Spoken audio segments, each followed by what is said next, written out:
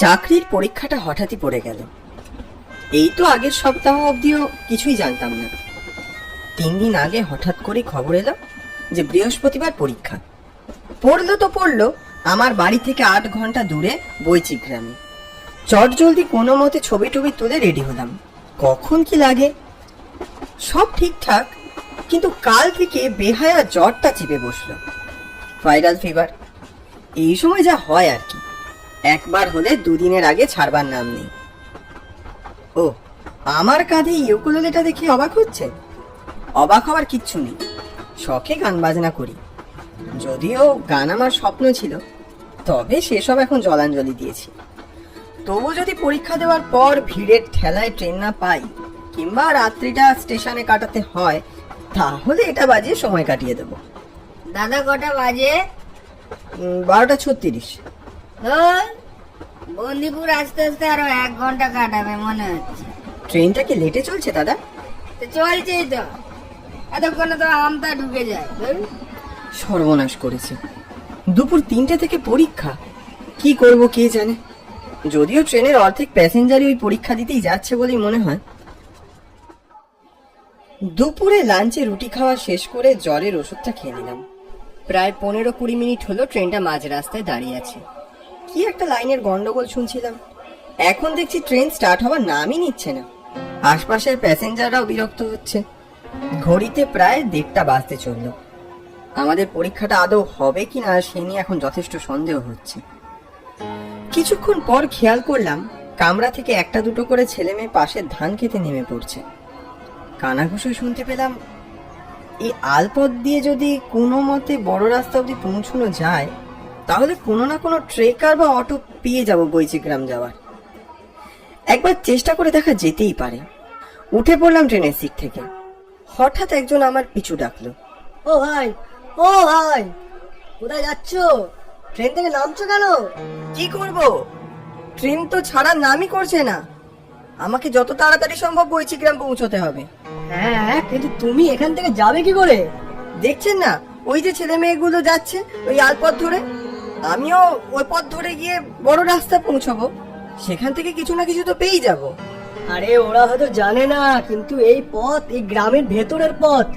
যেও না, শোনো, যেও না, অপেক্ষা করো, ট্রেন নিশ্চয়ই ছাড়বে। বিনা দ্বিধায় লোকটা এক গাদা জ্ঞান দিয়ে দিল। ধুর, ও কথায় কান দিয়ে কাজ নেই। যেভাবে হোক আমাকে পৌঁছতেই হবে। আর বেশিক্ষণ সময়ও নেই। আর 1 মুহূর্ত দেরি না করে নেমে পড়লাম ট্রেন থেকে। এরপর আলপথ ধরে হাঁটতে শুরু করলাম। তবু ক্ষেত শেষ হলো না। ধান ক্ষেতের পর সর্ষে ক্ষেত, তারপর সার দেওয়া কলা বাগান। ওদিকে পিছনে ট্রেনটা ক্রমশই সরে যাচ্ছে। দূর থেকে দেখতে পেলাম ট্রেনটা ধীরে ধীরে চলতে শুরু করেছে। আমার তখন মাথায় হাত। কেন যে ট্রেন থেকে নামতে গেলাম তখন? সামনে খেতে একজনকে দেখতে পেলাম, মাঠে চাষ করছে। তৎক্ষণাৎ লোকটাকে জিজ্ঞেস করলাম, এই যে দাদা, শুনতে পাচ্ছেন? হ্যাঁ, কে? পঞ্চা নাকি? না না, আমি অনি বলছি। এখান থেকে বৈচিগ্রাম পৌঁছানোর কোনো রাস্তা আছে? কোন গ্রাম? বৈচিগ্রাম। এখান থেকে কোনো গাড়ি পাওয়া যাবে? না না, ওই যে রেলগাড়ি, ওতে করেই যেতে হবে। ওটাই শেষ ট্রেন মায়া। সে কি? তাহলে এখন কি হবে? হঠাৎ শরীরটা কেমন অস্থির করতে শুরু করলো। প্রখর রৌদ্র যেন আমার মাথা ফাটিয়ে দিচ্ছে। হঠাৎ পিঠের ব্যাগটার ভার খুব বেশি মনে হলো। চারপাশে যেন অন্ধকার গ্রাস করতে শুরু করেছে। তারপর সব কিছু ধোঁয়াশা। সামান্য চেতনা যখন ফিরল, তখন বুঝলাম আমার মাথায় কেউ জল পড়তে দিচ্ছে। দূর থেকে মাইকে একের পর এক অস্পষ্ট সংলাপ শোনা গেল। দেখো রাসমণিদি, উনি চোখ খুলেছেন। ওমা, চোখ খুলেছে নাকি? আমি কি বৈচিগ্রাম যাওয়ার কোনো গাড়ি পেয়েছি? ও দিদি, দেখো, জ্বরের ঘোরে বোধা ছেলেটা ভুল বকছে। দৃষ্টিটা একটু স্পষ্ট হতেই দেখলাম সামনে দাঁড়িয়ে আছে একটি মেয়ে। 19-20 বছর বয়স হবে। পরনে শাড়ি, মাথায় সিঁদুর, মুখে চড়া মেকআপ। কি হলো? দেখছেনটা কি? শুয়ে পড়ুন, গায়ে এখনো জ্বর আছে আপনার। এই জ্বর নিয়ে কে উঠে বসে? এই নির্মলদা, নির্মলদা, ও বাবা, ও তো এখন আবার গ্রিন রুমে আছে। ক্ষেতের মাঝখানে জ্ঞান হারিয়ে পড়েছিলে, ভাগ্যিস মেহুর দেখেছিল, না হলে কি যে হতো। তোমার নাম কি বাবা? আমার নাম অনি। আপনাদের যে কি বলে ধন্যবাদ দেব। আমরা কিছুই করিনি বাবা, যা করেছে মেহুর। ধন্যবাদ দিতে হলে ওকে দাও। থাক, আর ধন্যবাদ দিয়ে কাজ নেই। আপনি শুয়ে থাকুন, আমি চায়ের ব্যবস্থা করি। চা চা আমার খেতে ভালো লাগে না। ভালো লাগে না মানে? আহ মেহুর, অত বকাবকি করিস না। ঠিক আছে বাবা, তুমি বিশ্রাম নাও। ওদিকে আমাদের নাটক শুরু হয়ে গেছে, আমাকে ওখানে যেতে হবে। হ্যাঁ, আপনি যান, আমাকে নিয়ে অত ব্যস্ত হতে হবে না। মেয়েটি একটা ফ্লাক্স থেকে 1 কাপ চা ঢেলে আমার দিকে এগিয়ে দিল। আমি তো বললাম আমি চা খাবো না। খাবেন না মানে? চুপ করে খেয়ে নিন, একটুও যেন পড়ে না থাকে। মেয়েটির ওই রুদ্র রূপ দেখে চুপ করে চাটা গলায় ঢেলে দিলাম। উফ বাবারে! ঠিক সেই সময় মহিলাটি আবার হন্তদন্ত হয়ে তাঁবুতে প্রবেশ করল। মেহুর, মেহুর রে, কি হয়েছে? আর বলিস না, এই নির্মলদাকে কোথাও দেখতে পাচ্ছি না। লোকটার কোনো একটা কাণ্ডজ্ঞান নেই। এখনো 3 জনের মেকআপ বাকি, ওদিকে নাটক শুরু হয়ে গেছে, আর মিনিট 5-এর মধ্যে আমাকেও তো স্টেজে উঠতে হবে। কি যে করি এখন, কোথায় খুঁজবো বলতো? তুই একটু দেখ না মেহুর আশপাশটা। ঠিক আছে, আমি দেখছি, কিন্তু চারপাশ তো ভীষণ অন্ধকার গো। উফ, চালিয়ে মারলো লোকটা। আমি কিছু বুঝতে পারছি না বাবা। টাকা নেওয়া হয়ে গেছে, ঠিক সময় স্টেজে উঠতে না পারলেও তার মান সম্মান থাকবে না। আচ্ছা ঠিক আছে, ঠিক আছে, তুমি এত চিন্তা করো না। তুমি যাও, ওদিকটা সামলাও, আমি দেখছি ওদিকে। আপনি একটু বিশ্রাম নিন, আমি একটু আসছি। আপনি একা যাবেন না? আমিও আপনার সাথে যাব। না না না, সে কি, আপনার গায়ে জ্বর। অসুবিধে নেই, এখন আমি ঠিক আছি।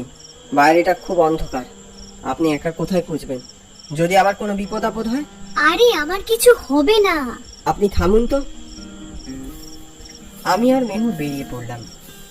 ওর হাতে একটা টর্চ, চারদিকে খুটখুট করছে অন্ধকার, ঝিঝির ডাক। তা আপনার বাড়ি কোথায়? আমার বাড়ি নদিয়া। আমরা নদিয়ার শান্তিপুর থেকেই আসছি। ওখানে আমাদের নাটকের একটা ছোট্ট দল আছে, রঙ্গপল্লী। আর আপনি? আমি নিশিকান্তপুরে থাকি। তা এখানে কি কাজে এসেছিলেন? আর কি বলি, আজ আমার একটা চাকরির পরীক্ষা ছিল আসলে, সেখানেই যাচ্ছিলাম। মাঝপথে ট্রেনটা বিকল হলো। ভাবলাম ট্রেন থেকে নেমে ক্ষেত পেরিয়ে বড় রাস্তা পাবো, সেখান থেকে কোনো গাড়িও পেয়ে যাব হয়তো। কিন্তু ট্রেন থেকে নামাটাই সার হলো। যেই নামলাম সাথে সাথেই ট্রেনটা ছেড়ে দিল। বাহ, আপনি ট্রেন থেকে নামলেন আর ট্রেনটাই আপনাকে ছেড়ে বেরিয়ে গেল। আমি কি ইচ্ছে করে নেমেছি? সবই আমার দুর্ভাগ্য। ওই দেখুন, ওদিকে ঝোপের মাঝখানে একটা হালকা আলো দেখা যাচ্ছে না? কই? এই হ্যাঁ, তাই তো, হ্যারিকেন মনে হচ্ছে। চলুন তো গিয়ে একবার দেখি। আমি ওর পিছু নিলাম। মাঠের ধারে ঝোপের সামনে সত্যি একটা হ্যারিকেন পড়েছিল দেখলাম। নির্মলদা, নির্মলদা, শুনতে পাচ্ছো? এই মেহুর, আর এগোবেন না, সামনে পুকুর, পড়ে যাবেন। বলতে বলতে মেহুর পা পিছলে পড়েই যাচ্ছিল। কোনো মতে ওর হাতটা ধরে টানলাম। ও বাবা! আস্তে আস্তে, সাবধানে, এক্ষুনি একটা বড় বিপদ হচ্ছিল। উফ, বাঁচলাম। ঠিক সেই সময় পিছনে ঝোপের থেকে একটা গোঙানি শব্দ পেলাম। তড়িঘড়ি সেখানে গিয়ে দেখলাম একটা লোক ভয়ে কুকুরে জড়সড় হয়ে আছে। আরে নির্মলদা, কি হয়েছে তোমার? কে? আরে আমি মেহু। কে? মেহুর দিদি, তুমি তুমি এসেছো? বাঁচাও, বাঁচাও আমায়। কি হয়েছে তোমার? তুমি এখানে কি করছো? জানো তো আমার ডায়াবেটিস আছে, একটু হালকা হতে এসেছিলাম। পেছন থেকে কে যেন চোর চোর বলে চিৎকার করে উঠলো। তারপর কোথা থেকে আরো অনেকের চিৎকার ভেসে এলো। আমি যত বলি আমি চোর নই, চোর নই, তারা আমার কোনো কথাই শোনে না। তারপর কোনো মতে এই ঝোপে এসে লুকিয়েছি। আচ্ছা আচ্ছা, বুঝলাম। এখন তাড়াতাড়ি চলো তো, ওদিকে এখনো 3 জনের মেকআপ বাকি। আজ আমি কোনো মেকআপ করতে পারবো বলে মনে হয় না মেহুর দিদি, যা ভয় পেয়েছি বাবা। এরপর কোনো মতে নির্মলদাকে আমরা মেকআপ রুমে নিয়ে গেলাম। তখন ওনার শরীর কাঁপছে রীতিমতো। অবশেষে কোনো মতে নাটক করতে হলো। তারপর আমার ফোনে একটা কল এলো, আমার বন্ধু অঙ্কুরের ফোন। আজ পরীক্ষাটা ক্যান্সেল হয়ে গেছে ট্রেন অ্যাক্সিডেন্টের জন্য। পরীক্ষাটা কাল হবে, কাল ভোরেই আমাকে এখান থেকে বেরিয়ে পড়তে হবে। ফোনটা কেটে গেল। মেহুর সামনেই দাঁড়িয়েছিল। সবটা শুনেও খানিকক্ষণ চুপ করে রইল।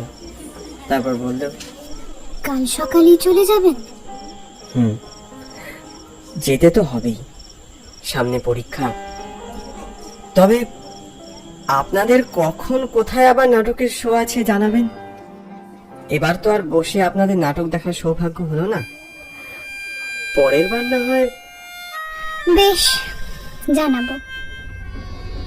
তারপর আর কি, রাত কেটে সকাল হলো, আর আমিও ছুটলাম একটা নতুন ইঁদুর দৌড়ে অংশ নিতে, সবার মাঝে হারিয়ে যেতে। না, আর কখনো ওদের নাটকের শো দেখতে পাবো বলে মনে হয় না। এত সৌভাগ্য আমার এই পোড়া কপালে হবে বলে মনে হয় না। তবে সেদিন ওই জ্বরের রাতে যে হাত আমায় আগলে রাখলো, তা আমার আজীবনের স্মৃতি হয়ে থাকবে।